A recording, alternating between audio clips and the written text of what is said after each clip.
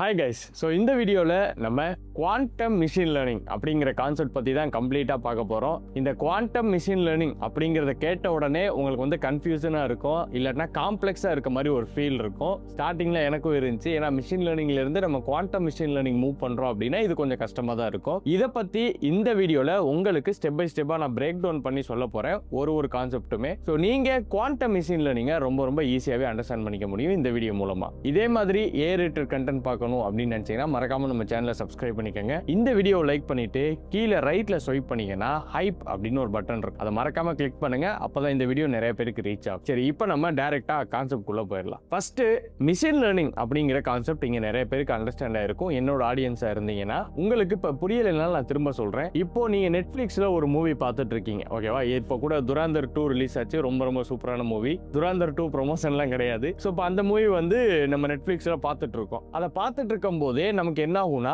துராந்தர் மாதிரியே எடுக்கப்பட்ட பல படங்கள் என்ன ஆகும் அப்படின்னா நமக்கு நோட்டிபிகேஷன்ல வந்துகிட்டே இருக்கும், இந்த படம் பாருங்க இந்த படம் பாருங்க அப்படின்னு சொல்லி. அது என்ன பண்ணுது அப்படின்னா, நீங்க துராந்தரை விரும்பி பாக்குறீங்க. துராந்தர் வந்து ஒரு ஆக்ஷன் மூவி. அப்போ உங்க டேட்டா ஆக்ஷன் அப்படின்னு ஒன்று அசைன் ஆகும். அது என்ன பண்ணும் அப்படின்னா மாடல் அண்டர்ஸ்டாண்ட் பண்ணி, சரி இவங்க தொடர்ந்து ஆக்ஷன் மூவியா பாக்குறாங்க, அப்ப ஆக்ஷன் மூவினா இவங்களுக்கு பிடிக்கும் அப்படின்னு அண்டர்ஸ்டாண்ட் பண்ணி உங்களுக்கு ஆக்ஷன் மூவியா அனுப்பும். ஸோ இதனால என்ன ஆகும் அப்படின்னா நெட்ஃபிளிக்ஸுக்கு நிறைய சேல்ஸுமே ஆகும், அவங்க நிறைய வியூஸுமே வந்து அந்த ஒரு பர்டிகுலர் படத்துக்கு கொண்டு வர முடியும். இதுதான் மிஷின் லேர்னிங் இப்படி ஒர்க் ஆயிட்டு இருக்கு. இப்போ இந்த மிஷின் லேர்னிங்க்கும் குவாண்டம்க்கும் என்ன டிஃபரன்ஸ், நார்மலா குவாண்டம்க்கு என்ன டிஃபரன்ஸ் அப்படிங்கறத இப்ப பார்ப்போம். கிளாசிக்கல் கம்ப்யூட்டர், இப்போ நீங்க யூஸ் பண்ணிட்டு இருக்க கம்ப்யூட்டர் எல்லாமே ஒரு நேரத்துல 0 or 1 அதை தான் கம்ப்யூட் பண்ணும். இதுதான் வந்து ஸ்ட்ரக்சர்டு, இதுதான் இப்படிதான் ஒர்க் ஆகுது. பட் இந்த குவாண்டம் என்ன பண்ணும் அப்படின்னா கியூபிட் அப்படிங்கிற ஒன்றை ஒர்க் அவுட் பண்ணும். இந்த கியூபிட்ல என்ன நடக்கும்னா ஒரே நேரத்துல 0வா இருக்கலாம், இல்ல 1ஆ இருக்கலாம், இல்ல ரெண்டையுமே என்ன பண்ணும் அப்படின்னா ஒரே நேரத்துல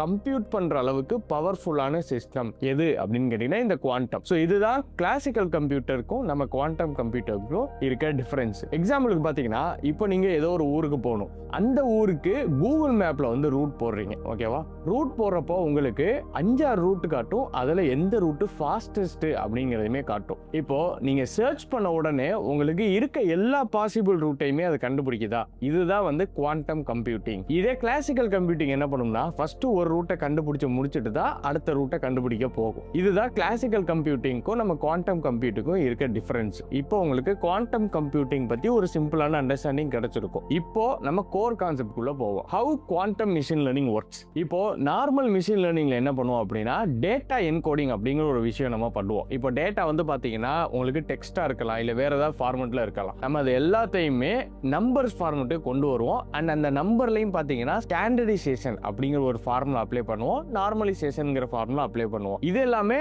நார்மல் மிஷின் லேர்னிங்ல நடக்கிற ப்ராசஸ். அப்படியே ஆப்போசிட்டா இந்த குவாண்டம்ல என்ன நடக்கும் அப்படின்னா நம்ம டேட்டா என்கோடிங் நார்மல் நம்பர்ஸ்ல இருந்து கியூபிட்ஸா நம்ம கன்வெர்ட் பண்ண யூஸ் பண்ணுவோம். அதாவது ஸ்மால் வேல்யூவா இருந்துச்சுன்னா நம்ம அதை ஸ்மால் ரொட்டேஷன் அப்படின்னு சொல்லுவோம், பிக் வேல்யூவா இருந்துச்சுன்னா பிக் ரொட்டேஷன் அப்படின்னு சொல்லுவோம். நம்ம எப்படி ஸ்டாண்டர்டைசேஷன் அப்ளை பண்ணி பெரிய வேல்யூஸை சின்னதாக்குறோமோ அதே மாதிரி இங்க வந்து குவாண்டம்ல என்ன பண்ணுவோம் அப்படின்னா எல்லாத்தையும் கன்வெர்ட் பண்ணுவோம், which is a qubit format அப்படின்னு சொல்லுவோம். ஸோ நீங்க ஃபர்ஸ்ட் இன்புட் டேட்டா இருக்கு அப்படின்னா அதை ப்ராசஸ் பண்ண உடனேயே நம்ம என்ன பண்ணணும் அப்படின்னா கியூபிட்ஸுக்கு கன்வெர்ட் பண்ணணும். இப்போ மிஷின் லேர்னிங் அல்காரிதம். இப்போ இந்த அல்காரிதம் பேசிக்கா எப்படி ஒர்க் ஆகும்னா நீங்க வந்து ஒரு மாடல், ஏதாவது ஒரு மாடல் சூஸ் பண்ணிக்குவீங்க, ஏதாவது ஒரு அல்காரிதம் சூஸ் பண்ணிக்குவீங்க. அந்த அல்காரிதத்துல இந்த டேட்டாவை ஸ்பிளிட் பண்ணி டைரக்டா நம்ம இன்ஜெக்ட் பண்ணுவோம். பட் இந்த இடத்துல அல்காரிதம்க்கு பதிலா என்ன இருக்கும் அப்படின்னா கியூபிட்ஸ் கேட் அப்படிங்கிற ஒரு விஷயம் இருக்கும். இந்த கேட் தான் என்ன பண்ணும் அப்படின்னா நம்மளோட ப்ரிடிக்ஷன், அதாவது நம்ம ப்ரிடிக்ட் பண்ண போற விஷயத்தை ஃபைன் பண்றது யாரு அப்படின்னு கேட்டீங்கன்னா இந்த கியூபிட் கேட்ஸ் அப்படின்னு சொல்லுவோம். ஸோ இந்த கேட்டுக்கு என்ன பேர் அப்படின்னு கேட்டீங்கன்னா ரொட்டேட் கேட். ஏன்னா நம்ம வேல்யூஸ் எல்லாம் என்ன பண்ணுவோம் அப்படின்னா ரொட்டேட் தான் பண்ணுவோம், நான் ப்ரீவியஸா சொன்ன மாதிரி. இதனால தான் இதை வந்து ரொட்டேட் கேட்னு சொல்லுவோம். ஸோ ஒன்ஸ் டேட்டா வருது அப்படின்னா அந்த டேட்டாவை நீங்க டேட்டா என்கோடிங் பண்ணுவீங்க, அதாவது கியூபிட்ஸா மாத்துவீங்க. அதுக்கப்புறம் அந்த கியூபிட் குவாண்டம் கேட்ஸ்ல ஒர்க் ஆகும். அந்த குவாண்டம் கேட்ஸுக்கு இன்னொரு பேர் என்ன அப்படின்னு கேட்டீங்கன்னா ரொட்டேஷன் கேட். இந்த குவாண்டம் கேட்ஸ் என்ன பண்ணும் அப்படின்னா இது மல்டிபிள் ரிலேஷன்ஸ் என்ன பண்ணும் ஒரே நேரத்தில் கம்பைன் பண்ணும். இப்படி கம்பைன் பண்றது மூலமா நிறைய நெட்வொர்க், அதாவது நியூரல் நெட்வொர்க்ல இருக்க டேட்டாவா இருக்கட்டும், இல்ல அல்காரிதம்குள்ள இருக்க காம்படிஷனலா இருக்கட்டும், எல்லாமே கம்பைன் ஆகி ஒர்க் ஆகும். இப்படி ஒர்க் ஆகுறதுனால ஒரே நேரத்தில் மல்டிபிள் பாசிபிலிட்டிஸை இதால எக்ஸ்ப்ளோர் பண்ணி பார்க்க முடியும். இதனால தான் குவாண்டம் மிஷின் லேர்னிங் ரொம்ப பவர்ஃபுல் அப்படின்னு நம்ம சொல்றோம். ஸோ நெக்ஸ்ட் வந்து பாத்தீங்கன்னா மெஷர்மெண்ட். அதாவது இப்போ நார்மல் மிஷின் லேர்னிங்ல நம்ம வந்து டெஸ்ட் டேட்டாவை கொடுத்து நமக்கான ப்ரெடிக்ஷன் வந்து கண்டுபிடிப்போம். அதாவது எவ்வளோ வந்திருக்கு, அக்யூரேட்டா இருக்கா அப்படிங்கிற எரர்ஸ் எல்லாமே ஃபைண்ட் பண்ணுவோம். இந்த குவாண்டம் மிஷின் லேர்னிங்ல நம்ம என்ன பண்ணுவோம் அப்படின்னா, அட் அ டைம் நமக்கு ஒரே ஒரு அவுட்புட் தான் கிடைக்கும். இந்த அவுட்புட்டை நம்ம மல்டிபிள் டைம்ஸ் ரிப்பீட் பண்ணி ஆவரேஜை வந்து ஃபைண்ட் பண்ணுவோம். இந்த ஆவரேஜ் தான் நம்மளோட ப்ரெடிக்ஷனுக்கு வந்து ஹெல்ப் பண்ணும். ஸோ இப்படி தான் என்ன ஆகும் அப்படின்னா மெஷர்மெண்ட்டுமே வந்து இந்த குவாண்டம் மிஷின் லேர்னிங்ல நடக்கும். ஸோ நெக்ஸ்ட் பார்த்தீங்கன்னா இந்த குவாண்டம் மிஷின் லேர்னிங் எப்படி லேர்ன் பண்ணுது. இப்போ மிஷின் லேர்னிங் அப்படிங்கிறது நம்ம அல்காரிதம்ல வந்து நம்ம டேட்டா பேட்டர்ன் அண்டர்ஸ்டாண்ட் பண்ணி லேர்ன் பண்ணுதுன்னு நம்ம சொல்றோம். அதே இந்த குவாண்டம் மிஷின் லேர்னிங் எப்படி லேர்ன் பண்ணும்னா அப்டேட் பேராமீட்டர்ஸ் அப்படிங்கிற ஒரு விஷயத்தை வச்சு தான் லேர்ன் பண்ணும். ஆனால் மிஷின் லேர்னிங் அப்டேட் வெயிட்ஸ் அப்படிங்கிற ஒரு விஷயத்தை வச்சு லேர்ன் பண்ணும். இந்த அப்டேட் பேராமீட்டர்ஸ்னா என்னன்னு கேட்டீங்கன்னா, இப்போ ஒரு மிஷின் லேர்னிங் மாடல் ஃபர்ஸ்ட் என்ன பண்ணும்னா ஒரு ரேண்டம் வேல்யூல ஸ்டார்ட் ஆகி அந்த ரேண்டம் வேல்யூ சர்க்யூட் வழியா பாஸ் ஆகும். அந்த சர்க்யூட்ல ஒரு ரிசல்ட் வரும். அந்த ரிசல்ட்டை வச்சு தான் என்ன பண்ணும் அப்படின்னா அதோட பேராமீட்டர்ஸ் அப்டேட் பண்ணும். எப்போ வரைக்கும்னா நமக்கு தேவையான 100% அக்யூரேசியை அதை அச்சீவ் பண்ற வரைக்குமே இந்த ப்ராசஸ் ரிப்பீட் ஆயிட்டே இருக்கும். இப்படி ரிப்பீட் ஆக இதனால என்ன பண்ண முடியும் அப்படின்னா multiple exploration at a time பண்ண முடியும். ஸோ இதுக்கு பேர் என்ன சொல்லுவோம் அப்படின்னு கேட்டீங்கன்னா